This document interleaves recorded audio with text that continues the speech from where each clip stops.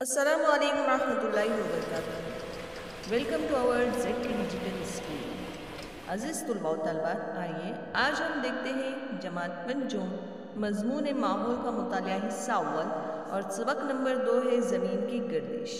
तो प्यारे बच्चों, अगर आप हमारे चैनल पर नए हैं तो सबसे पहले चैनल को सब्सक्राइब कीजिए, उसके बाद हम आगे बढ़ते हैं।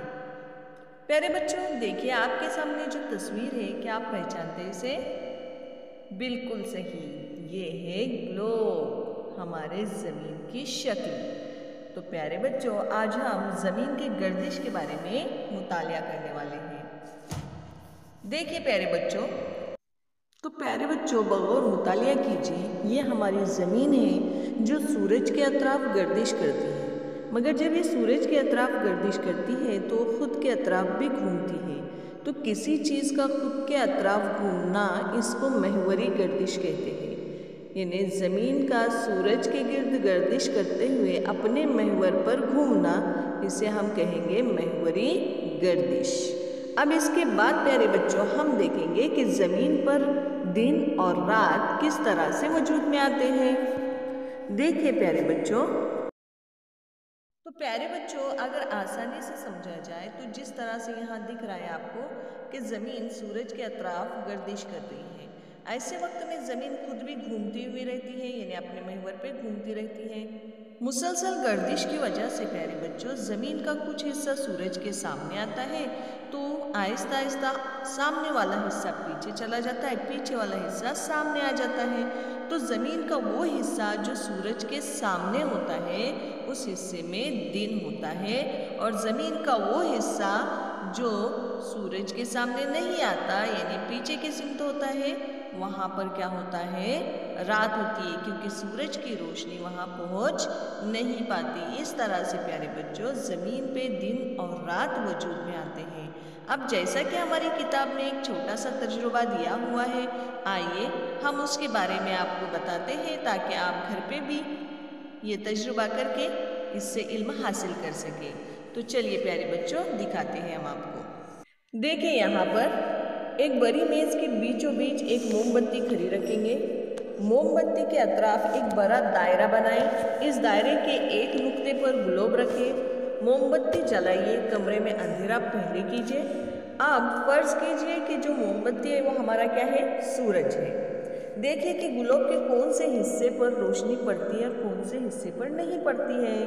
ग्लोब को कुतुब शुमाली की जानिब से देखिए और घड़ी की सुइयों के मुखालिफ सिमत में घुमाइए।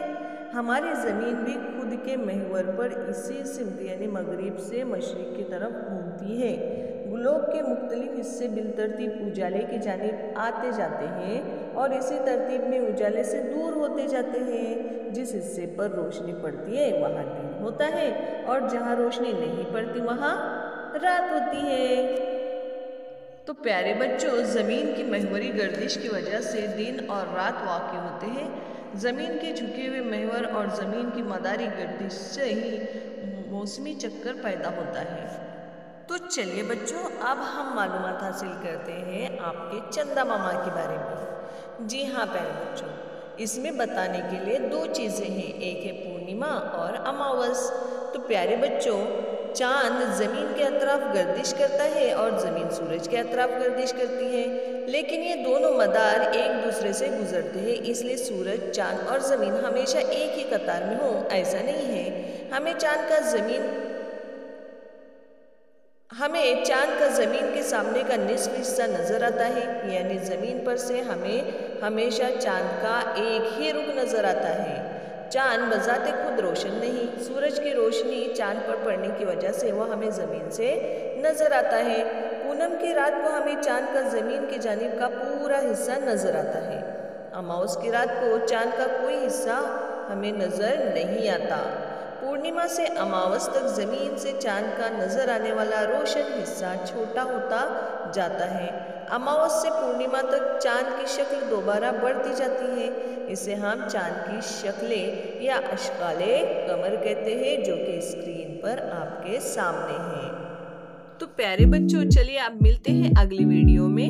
इससे पहले चैनल को सब्सक्राइब करना ना भूलें। हाँ प्यारे बच्चों, डिजिटल स्कूल ऐप ये प्ले स्टोर में मौजूद है और बिल्कुल फ्री है आपके लिए, तो इसे डाउनलोड करना न भूलें क्योंकि उसमें आपके तमाम सिलेबस के वीडियोस मौजूद हैं।